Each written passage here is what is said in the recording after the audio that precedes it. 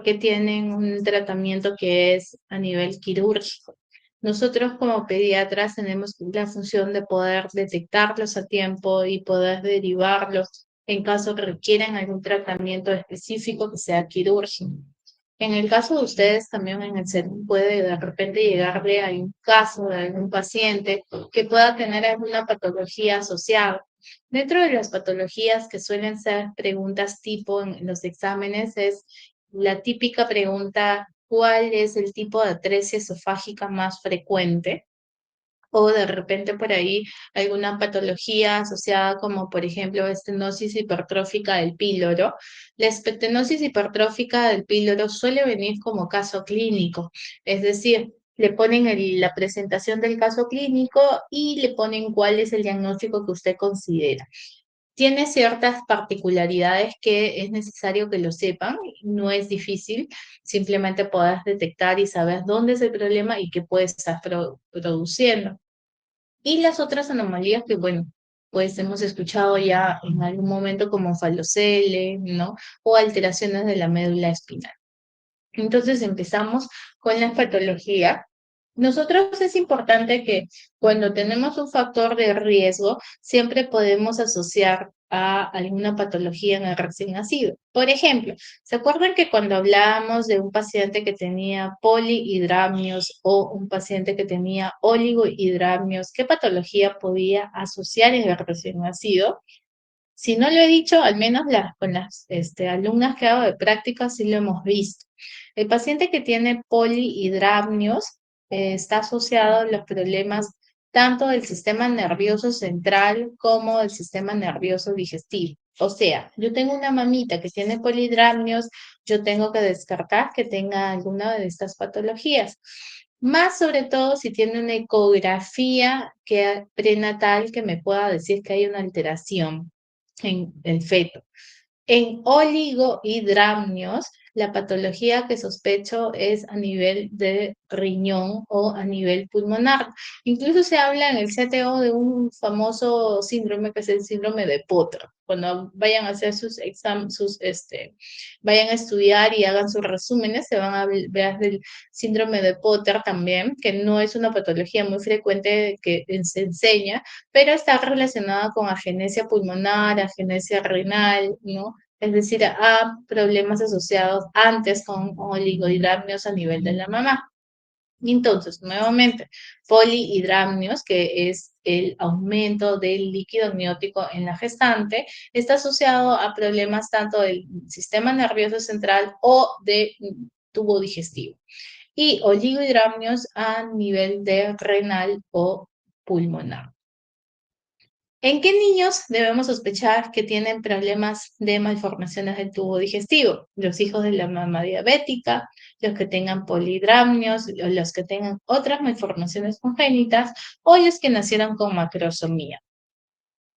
¿Existe relación con otras malformaciones y dismorfismos? Sí, por ejemplo, la asociación Bacter o bacteral, que son las anomalías vertebrales anales, fístula traqueoesofágica, atresia esofágica, displasias radiales y renales, anomalías cardíacas y de los miembros. Puede estar asociado a otras anomalías cardíacas o a los síndromes, como por ejemplo la trisomía 21, que es el síndrome de Down. La etiología depende si estoy hablando de problemas mecánicos o problemas funcionales. Si estoy hablando de problemas mecánicos, tenemos las atresias, las estenosis, las malformaciones anorrectales, las duplicaciones entéricas. En cambio, en las funcionales tenemos, por ejemplo, la enfermedad de Hirschsprung, el síndrome de tapón meconial, el ilio, la peritonitis. ¿Se acuerdan cuando no hacían deposiciones más de 24 horas que podíamos sospechar?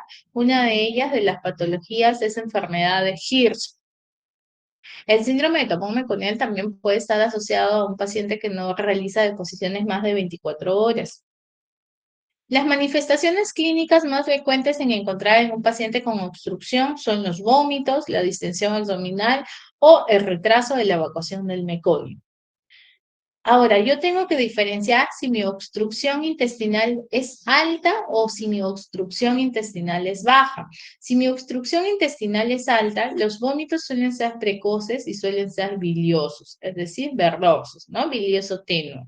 La distensión abdominal suele ser mínima y el retraso del meconio suele ser normal, es decir, no hay precisamente un retraso. En cambio, cuando la obstrucción intestinal es baja, los vómitos van a aparecer 24 a 48 horas biliosos o meconiales. La distensión es mucho más intensa y el retraso va a estar muy retrasada o no hay evacuación de meconio.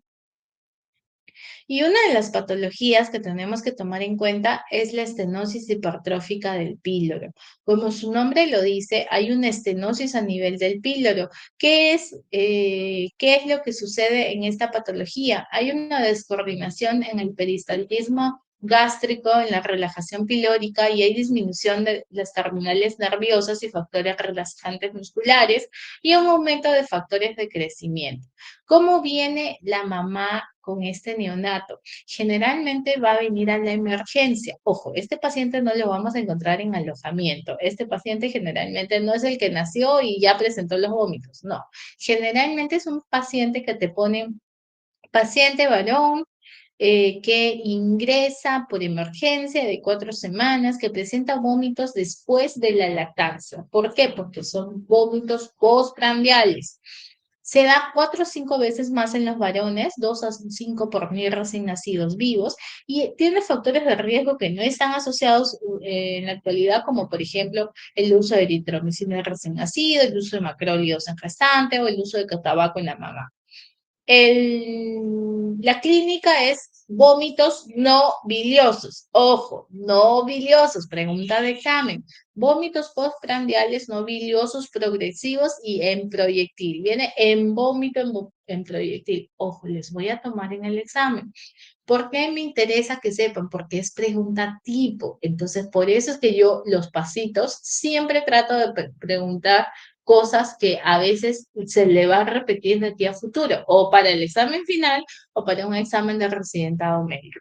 ¿Cuál es el tipo de vómito que presenta la estenosis hipertrófica del píloro? Los vómitos postprandiales no biliosos. No me pongan biliosos porque si me ponen biliosos no les voy a aceptar la pregunta.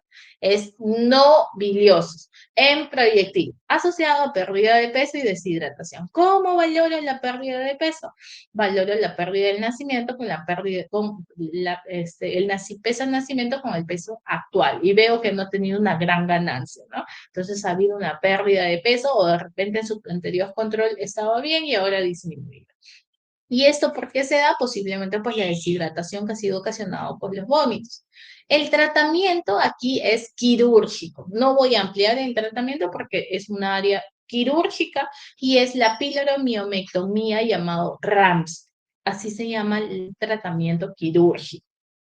Ahora, el diagnóstico. El diagnóstico, como les mencionaba, viene asociada desde la anamnesis. Los vómitos son postprandiales, no biliosos en proyectil. El paciente puede estar irritable, la mamá llega a la emergencia, tú lo examinas y encuentras una masa palpable de 2 centímetros, la famosa oliva. Otra cosa que no me puedo olvidar, aparte de esos vómitos no biliosos, la famosa masa palpable. El caso clínico te va a decir, encuentra una masa palpable llamada oliva. Entonces tengo que sospechar de estenosis hipertrófica del pilo. Los exámenes del laboratorio encontramos alcalosis metabólica con hipoclorémica. Los exámenes que le puedo sacar, puedo de primera elección la ecografía y lo que se va a observar es el signo de doble riel, ¿no? Que es lo característico. Se puede también sacar una serie esófago gastroduodenal, donde podemos ver el signo famoso de la cuerda. Y si es que saco una radiografía de abdomen, puedo observar una burbuja gástrica única. Ojo, el examen de elección en estos pacientes es la ecografía abdominal. El tratamiento es quirúrgico. ¿Cómo va a venir el caso clínico? Mamita que viene a la emergencia porque su hijito todo lo que come vomita. Entonces tú vas a pensar y vas a decir, de repente es su reflujo, ¿no? Cuando veamos en pediatría 2, por ejemplo, tenemos reflujo y ERGE, que es la enfermedad. Entonces tú vas a decir, de repente es ERGE. ¿Qué es lo que vas a hacer? Ten esa mamita sentada contigo unas 2 horas. No le des de alta, simplemente obsérvala. Estás en tu puesto de salud, te dicen, mijita vomita. No, observa. Siempre que tengan un neonato, chicos, siempre lo mejor que pueden hacer es tenerlo en su centro de salud o en su puesto de salud observando. El bebito lacta bien, no hay problema, el bebito está bien. Pero si el bebito vomita y a ustedes tienen que observar que es después de la lactancia en proyectil, ojo, hay que pensar en estenosis hipertrófica de pílora. Estás en un puesto de salud, refiere a ese paciente. Estás en un centro de salud, refiere a ese paciente. ¿Por qué? Porque posiblemente requiera una intervención quirúrgica. Entonces, el tratamiento es quirúrgico y el diagnóstico es con la ecografía abdominal. La atresia esofágica, una pregunta bastante bien repetida, afecta de 1 a 30.000 recién nacidos, está como antecedente los polidramios, incluso la ausencia de estómago. También está asociado a prematuridad y a otras malformaciones, y la más frecuente es la atresia esofágica más la fístula distal. Hay una clasificación de LAT y CROSS en el cual me clasifica en 5 tipos, la 1, la 2, la 3, la 4 y la 5, siendo la 3 la más frecuente. Pregunta a repetición, ¿cuál es el tipo de atresia esofágica más frecuente? Ha sido pregunta muchos años para el ENAM. Es la tipo 3. Ojo, no solamente me tengo que aprender que es la tipo 3, tengo que aprender que es la atresia con fístula distal. Entonces, esta imagen que veo ahí, hacia arriba no hay comunicación. ¿Eso cómo se llama? Atresia. Abajo hay comunicación, fístula distal. No sé cómo memorizan, pero tienen que buscar alguna forma de memorizar esa imagen y memorizar ese número porque les va a dar ventaja, ¿ya? Atresia con fístula distal. La tipo 1 es la atresia sin fístula, no hay comunicación. Es llamada también la Gros A y se da en un 7% de los casos. La tipo 2, o llamada también la B, es una atresia con fístula proximal, que se da en 1% de los casos. La tipo 4 es la tipo D, que se da en un 3% de los casos. Es una atresia con fístula proximal y distal. Ojo, es la más grave. Pues se pregunta, ¿cuál es la más grave? La que ambas partes tienen la fístula. Y la atresia número 5 o la 2E, que es la fístula sin atresia. Esta es la famosa en H. Se suele diagnosticar después de las 18 semanas de edad gestacional, un paciente que tiene polidramios, puede haber incluso ausencia de cámara gástrica. ¿Y qué es lo que va a presentar el paciente? Dificultad para pasar la sonda. Es decir, cuando nosotros, ¿se acuerdan que hacíamos atención inmediata de recién nacido? Pasábamos la sonda, ¿se acuerdan?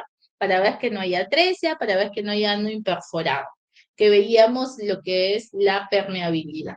Cuando no pasa la sonda, nosotros generalmente decimos una sonda más pequeña, ya cambiamos la sonda. O de repente decimos, pasa por un lado, pero no pasa por el otro lado de la nariz. Ah, ya, entonces damos un par de horas de nacido y volvemos a pasar la sonda. Pero, ¿qué pasa si esta sonda no pasa? Definitivamente no pasa, el paciente empieza con salivación. Hay que pensar en atresia esofágica. ¿Cuál es la más frecuente? La tipo 3. Memorizamos nuevamente la imagen. Atresia con fístula distal. Va a ser pregunta del examen.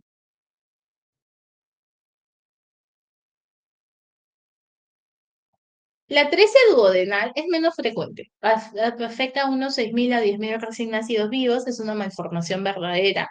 En un 50% de los casos puede estar asociado a polidramios. Puede ocasionar emesis biliar y un abdomen plano, muy distinto a la estenosis. Típica de la imagen doble burbuja. Ojo, ha sido pregunta de un examen de residentado médico. ¿Cuál de ustedes no considera dentro del signo de la doble burbuja? Y pusieron atresia duodenal, páncreas anular, mala rotación en el intestino y atresia esofágica. La respuesta era atresia esofágica, la que no produce. Entonces, tengo que memorizar. ¿Quién produce doble burbuja? Atresia duodenal, páncreas anular, mala rotación intestinal. Ojo. En este caso estamos hablando de 13 duodeno. Hay anomalías asociadas como la famosa, les que mencioné al inicio, que es el Bacter, el síndrome de Down, atresia esofágica o incluso las cardiopatías congénitas. Entonces, ¿qué veo en la atresia duodenal? Es un trastorno congénito, consecuente de una falla en la recanalización del sistema tubo digestivo y representa un 50% de todas las atresias intestinales. ¿Qué sospecha en un paciente que una mamá haya tenido polihidramios y que en el primer a segundo día de nacido el paciente va a tener vómitos, pero de contenido bilioso? Muy distinto al contenido no bilioso de la estenosis. Ojo, ¿ah? Aquí hay dolor, hay incapacidad para hacer deposiciones y no canaliza los gases. Le saco la radiografía de abdomen y encuentro el signo de la doble burbuja. Ojo, representan los niveles hidroaéreos ocasionados por la dilatación del estómago y del duodeno proximal, lo cual es consecuencia de la atresia duodenal. El 20% está asociado con síndrome de Down. La atresia yeyuno-ilial es una atresia intestinal del 95% del total de las obstrucciones en el recién nacido. Se da en 1 300 o a 1 a 10.000 recién nacido vivo. El yeyunal e ilial se da por un accidente vascular interno y la atresia yeyunal puede ocasionar emesis biliar y distensión leve. La atresia ilial, emesis y distensión abdominal importante. Ojo, aquí puede comprometer la vida, incluso las anteriores también, ¿no? Por ejemplo, acá tenemos una clasificación que es la clasificación de Lowe. Esta clasificación de Lowe me da los tipos. El tipo A es una atresia en forma de tabique intraluminal con intestino y mesenterio intactos. En cambio, en la tipo 2 son dos extremos ciegos conectados por un cordón fibroso. En el tipo 3A son dos ciegos, extremos ciegos, pero están separados por una brecha en forma de V en el mesenterio. Y la tipo 3B, que es la conocida como árbol de Navidad o en cáscara de manzana, porque tiene un intestino corto y una gran brecha mesentérica que separa el bolsón ciego proximal del distal, el cual pende en forma helicoidal de un mesenterio muy corto, ¿no? Y tiene una irrigación retrógrada precaria. Es la llamada también árbol de Navidad. La tipo 4 es la de salchicha. Apariencia de ristras de salchichas, que son atresis intestinales múltiples. ¿Se acuerdan que cuando hablábamos de un paciente que no hacía deposiciones más de un día, teníamos que sospechar la enfermedad de Hirschsprung? Pero, ¿qué es la enfermedad de Hirschsprung? La enfermedad de Hirschsprung es la falta de revestimiento completo del tubo digestivo por el sistema nervioso parasimpático, tanto de las células ganglionarias de los plexos de Meister y de Auerbach. En la patogenia hay una detención en la migración de las células de los ganglios parasimpáticos. El intestino no se va a relajar, entonces no hay propagación de la onda peristáltica. Por eso hay una zona de transición que suele encontrarse en el colon sigmoides y no va a generar la eliminación del meconio. La causa más frecuente de obstrucción intestinal inferior en el recién nacido es enfermedad de Hirschsprung. Se da entre 1 a 5.000 recién nacidos y es poco frecuente en prematuros y está asociado generalmente mayor en hombres que mujeres, de 4 a 1. ¿En quién sospecho? Cuando no hay eliminación de meconio pasadas las 24 a 48 horas. Entonces, ¿qué había? Ausencia de células ganglionares, ¿no? De los famosos Auerbach y Meister. Y eso va a generar un colon agrandado, como vemos en la imagen, y una disminución o un no pasaje del meconio. Las malformaciones anorrectales se dan 1 en 5.000 recién nacidos vivos, en relación mayormente a varones, como en la gran mayoría de patologías neonatales.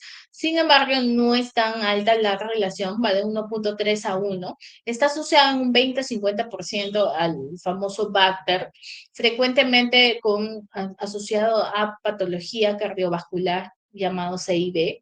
Las anomalías renales y de radio también pueden estar asociados, ¿no? En las extremidades. Ahora, aquí vemos las malformaciones según los grados. Tenemos 5 grados. En el grado número 1, ojo, hay que considerar si estoy hablando en el hombre o en la mujer. Hablamos alto, intermedio o bajo. Si hablamos del grado 1, hablamos de estenosis del ano. En el grado 2 hablamos de imperforación de la membrana del ano. En el grado 3 ya hablamos de una agenesia anal o rectal. Y en el grado 4 hablamos de una atresia de tipo rectal. Existe otra clasificación que se llama la clasificación de Winsprit, que fue mediante una conferencia en el año 1984, que hablaba de la clasificación alta, intermedia y baja o miscelánea. Y de igual manera hablaba para hombres o para mujeres. Ojo, si hablamos alta en varón, hablamos de una fístula recto-vesical, pero en la mujer hablamos de una fístula recto-vaginal o en la genesis anorrectal sin fístula. En las intermedias, en el varón hablamos de una fístula recto-uretral o una genesia anal sin fístula, y en la mujer hablamos de una fístula recto-vestibular o fístula recto-vaginal o agenesia anal sin fístula. Las bajas, hablamos de las fístulas anocutánea o anal con estenosis, y en las mujeres hablamos de la fístula anovestibular o anocutánea. Miscelánea cuando hablamos de malformaciones asociadas raras, o en las mujeres cuando hablamos de persistencia, por ejemplo, de cloaca. Otra patología que tenemos que tomar en cuenta son la onfalocele y las gastroquisis. Se dan uno en 2000 recién nacidos vivos, y tenemos la famosa onfalocele, que está asociado frecuentemente con otras anomalías como trisomía 13, 18, 21, ¿no? Patau, Edward, Down, o del génito urinario, intestinal, cardiovascular o del sistema nervioso central. Las gastroquisis, en cambio, sus anomalías asociadas es más raro. El 10% suele asociarse a estrés intestinal, pero no suele estar asociado a síndrome como onfalocele. Ahí vemos la imagen muy característica de onfalocele, cuando está cubierto por una membrana. En cambio, el gastroquisis, pues están prácticamente los intestinos al aire libre. ¿Qué es una eventración de vísceras a través del anillo umbilical? El onfalocele siempre está cubierto por un saco de amnios y peritoneo. En cambio, la gastroquisis son las asas intestinales no cubiertas por peritoneo y una eventración paraumbilical. Ambas tienen más frecuencia en el sexo masculino. En el onfalocele no es rara la presencia de otras vísceras, como hígado, vaso o gónadas, y se asocia a síndromes. En cambio, en gastrosquisis es rara la presencia de otras vísceras, y también es raro que se asocie a síndromes genéticos. Este es un síndrome que no es tan frecuente, que se da en 1 a 30.000 recién nacidos, que se llama el síndrome de Plum-Belly, que es el abdomen en pasa, o el síndrome de Igle-Barrett, que es la ausencia parcial o completa de lo que es la musculatura abdominal, y suele estar asociada a malformaciones urogenitales con incluso criptorquidia. Incluso cuando se habla de malformaciones urinarias, se habla de un pronóstico malo, asociado mayormente al sexo masculino. Y la otra patología que tenemos es la espina bífida. Hablábamos de un control, o más que un control, evitábamos, ¿no?, una profilaxis, cómo preveníamos la espina bífida. Hablábamos del uso del ácido fólico, ¿no? Hablábamos de que cuando una mujer quería tener un hijo, pues se tenía que preparar desde antes, ¿no? Desde una alimentación saludable, desde un consumo alto de ácido fólico. Y el ácido fólico, pues, los teníamos asociados en los vegetales verdes. Ahora, estos vegetales verdes los encontramos en las vainitas, en lo que es el brócoli, todo lo que tenga que ver con contenido verde. Sin embargo, cuando una mujer ya sale gestando, es importante que desde el día 1 de embarazada, use su ácido fólico. Ahora, ¿qué pasa si ya está embarazada? El diagnóstico de la espina bífida se da de forma prenatal durante las ecografías, ¿no? Y para verificar la presencia de espina bífida, no solo con la ecografía, se puede sacar también exámenes de sangre. ¿Qué exámenes de sangre podemos sacar? La alfa-fetoproteína, ¿no? Y puedo confirmar, podemos tener pues que estas alfa-fetoproteínas suele estar elevado. En la ecografía se procede a realizar una ecografía cuando se detectan los niveles incluso elevados de alfa-fetoproteína y se puede también hacer una amniocentesis si es que estas alfa-fetoproteínas son elevados, pero la ecografía es normal. Solo en estos casos se suele sugerir la amniocentesis. Cuando hay un defecto del tubo neural, la cantidad de alfa-fetoproteína del líquido amniótico, ojo, es elevado. Entonces aquí tenemos la famosa espina bífida. Lo que siempre hemos visto, por ejemplo, es la espina bífida oculta, ¿no? Que son los famosos hoyuelos. Estos hoyuelos, que incluso a veces tienen como unos pelos alrededor, ¿no? Vemos las fositas, ¿no? Y se le coloca a descartar espina bífida oculta, ¿no? Se dice que la gran mayoría de estas hoyuelos o estas fositas, más de un 90% pues no requiere un diagnóstico, no es espina bífida oculta, no es el diagnóstico de espina bífida, simplemente es un hoyuelo que se dio, ¿no? Y otra patología que tenemos que descartar, pues sí o sí, es meningocele o mielomeningocele. Ahora, la espina bífida oculta consiste en una falla en la fusión de los arcos vertebrales sin afectación de las estructuras neurológicas como la meninges o piel. Se encuentran como estigmas cutáneos y puede estar asociado a médula anclada. La localización puede ser a cualquier nivel, pero es más común en la lumbar baja o sacra. La espina bífida quística en sí es llamada también meningocele o mielomeningocele. Meningocele es cuando contiene meninges, ¿no? Dura madre, aracnoides y líquido cefalorraquídeo. Se da en cualquier punto de la columna vertebral y es más común en la parte lumbosacra. En cambio, la mielomeningocele es cuando no solamente tiene médula espinal, sino también afectan las meninges, o sea, ambas, médula más meninge. La localización se da en un 50% a nivel dorso lumbar o lumbar y lumbosacro en un 25% y en la zona cervical un 10%. La raquisquisis, que es otro defecto, es una fisura amplia en la columna vertebral, dejando expuesta la médula espinal y que puede tener asociada a otras malformaciones. La anencefalia es la falta del cierre del neuroporo cefálico anterior y se caracteriza por la ausencia de huesos craneales. Y el encefalocele es un trastorno secundario de la falla en la formación del cráneo. Se asocia a malformaciones encefálicas. La oculta, que es la forma asintomática, existe un pequeño defecto, la médula espinal y los nervios suelen ser normales. La meningocele, que es menos frecuente, es un quiste, un bulto formado por membranas que rodean la médula espinal. Este quiste puede variar en tamaño y puede ser extirpado mediante cirugía.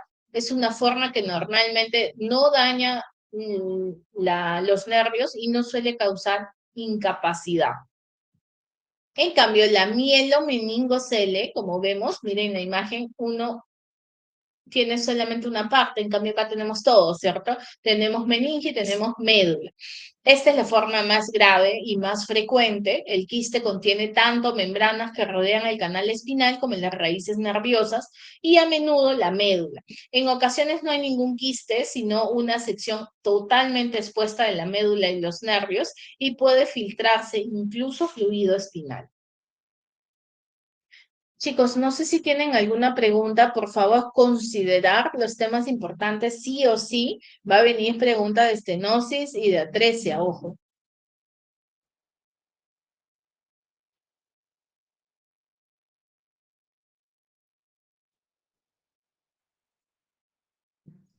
Pasamos a la última clase, que es defectos ortopédicos. En defectos ortopédicos, si bien es un tema que debería ser más práctico, porque pues teóricamente es un poco más complejo, ¿no? Idealmente pues tendríamos que tener nuestra maquetita por ahí quizás de yeso, algo de un piecito para poder explicarles más bonito, ¿no? De igual forma pueden, la teoría que se dicta pueden ampliarlo con videos, ¿no? Para que puedan estar asociados y poder ver bien cuáles son los defectos ortopédicos. Los defectos ortopédicos generalmente van a llegar desde el nacimiento, ¿no? Nacen y yo veo que tienen una alteración a nivel de miembros inferiores. O pueden ir a casa y luego la mamá se dio cuenta, ¿no? De que tenía alteración a nivel, pues, de los pies o alguna alteración a nivel de las extremidades. En el examen físico del neonato, uno de los problemas es la tortícolis congénita. Esta tortícolis congénita sí es frecuente y se caracteriza porque la movilidad del cuello es en cierta forma ilimitada o tiene cierta asimetría. ¿Por qué se da? Porque existe un acortamiento del músculo esternocleidomastoideo y puede ser secundaria a una adaptación muscular, consecuencia de una posición intrauterina anormal de la cabeza y del cuello. La clínica hay limitación en la movilidad en las primeras semanas. En la segunda, tercera semana es muy frecuente hallar una masa en este músculo que corresponde a un hematoma en el vientre muscular y el tratamiento es con fisioterapia, evoluciona favorablemente antes del año de vida, generalmente ya está resuelto. Solo un escaso porcentaje requiere una corrección quirúrgica. Entonces, el diagnóstico es netamente clínico, por ahí nos puede ayudar una ecografía de repente para poder detectar alguna complicación o alguna anomalía asociada, pero el diagnóstico, el pronóstico suele ser bueno, suele ser solamente con terapia física. La fractura de clavícula, ya lo hemos visto en el tema de traumatismo obstétricos, es una lesión bastante frecuente y vemos que el signo de la tecla, ¿no? O sea, escuchamos el signo de la tecla y escuchamos una crepitación. ¿Qué sacamos? Una radiografía y ¿qué es lo que hacemos? La fijación del antebrazo con un vendaje simple. A las 2 semanas ya suele estar consolidado, ¿no? Puede descartarse también la parálisis braquial de Erdősen, ¿no? Y es una patología que suele ser diagnosticada al momento del parto o que incluso pues de forma accidental. La parálisis braquial de Erdősen o de Klamke, que también son patologías que ya lo hemos visto, el tratamiento inicial es conservador, puede requerir fisioterapia o ejercicios pasivos y se debe iniciar a los 7 a 10 días. La deformidad en pie, que es necesario, que es lo que les mencionaba, lo de las malformaciones también congénitas, aquí vemos diferentes tipos de pies, ¿no? Uno de ellos es el famoso pie bot, ahí he colocado la imagen, es una malformación congénita del pie que compromete huesos, músculos, tendones, vasos sanguíneos y que puede presentarse uni o bilateralmente. Aquí existen 4 deformaciones simultáneas. Tiene equino, cabo, varo del retropié y aducto del antepié. Es incidencia de 1 en 1000 nacidos vivos, es más frecuente en varones. El tratamiento suele ser con yesos correctores semanales a partir de los primeros días de vida y cambiados cada 5 a 8 días. En el penúltimo se realizan el 90% de los casos. Se puede realizar una tenotomía percutánea con anestesia local, de seguida después del retiro del último yeso, ¿no? Para el uso de una órtesis. Ese es el yesito que se usa, los zapatitos que se usa, o en el caso requiera el tratamiento por cirugía. Todos estos piecitos que nosotros vemos, hacemos el diagnóstico, hacemos la diferenciación, lo describimos y hacemos la interconsulta a traumatología para que traumatología pueda hacer el tratamiento respectivo con medicina física.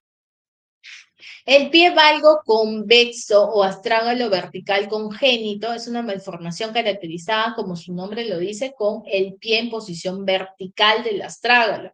Hay una luxación a nivel de la articulación astrágalo-escafoidea, es un pie rígido, es irreductible, con la planta del pie convexa, con inversión del arco longitudinal. El antepié se coloca en dorsiflexión y la cabeza del astrágalo protruye en la planta del pie. El apoyo se hace sobre el borde medial del pie y la cabeza del astrágalo y el retropié está en equino y valo. En la radiografía observamos estrago a lo vertical, paralelo a la tibia y el calcáneo en equino. El tratamiento es quirúrgico, pero ojo, a partir de los 8 meses de edad. El pie metatarso varo o llamado también aductus es un pie que presenta desviación del antepié hacia la línea media, como vemos en la imagen. Es importante resaltar que no tiene deformidad en el retropié.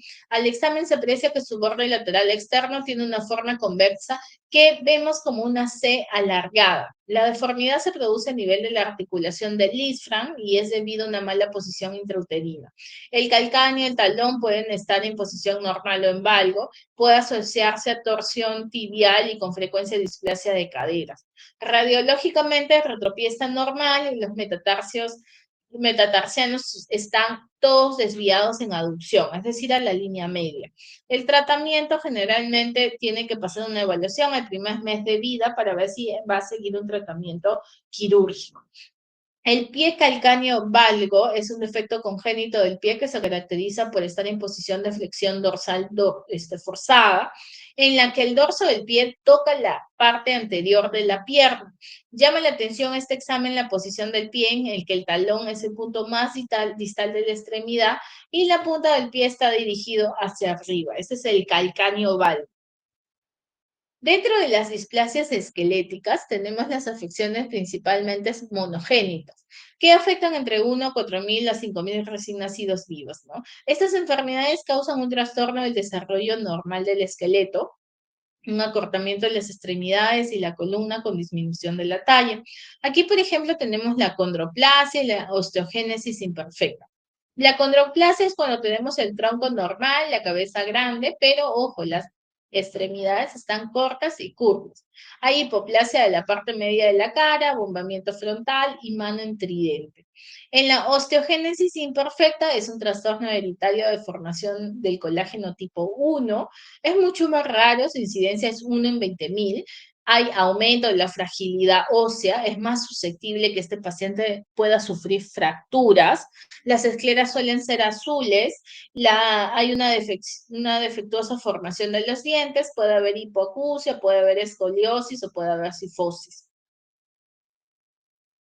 En los efectos ortopédicos, que pueden ser desde tortícolis, desde las fracturas, desde la parálisis, desde las deformidades de pie, siempre nos apoyamos con las interconsultas, en este caso con los traumatólogos, cuando estamos hablando de alteración ósea, ¿no? El tratamiento suele no ser inmediatamente quirúrgico. Generalmente el tratamiento quirúrgico va después del año de nacido, dependiendo de la alteración que tenga o de un peso establecido para poder entrar a sala de operaciones. No sé si tienen alguna duda, chicos.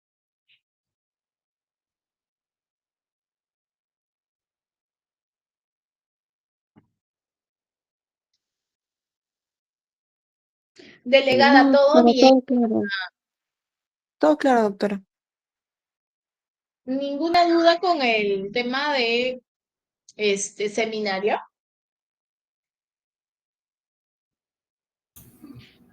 Doctora, ¿el pasito entra en los tres temas?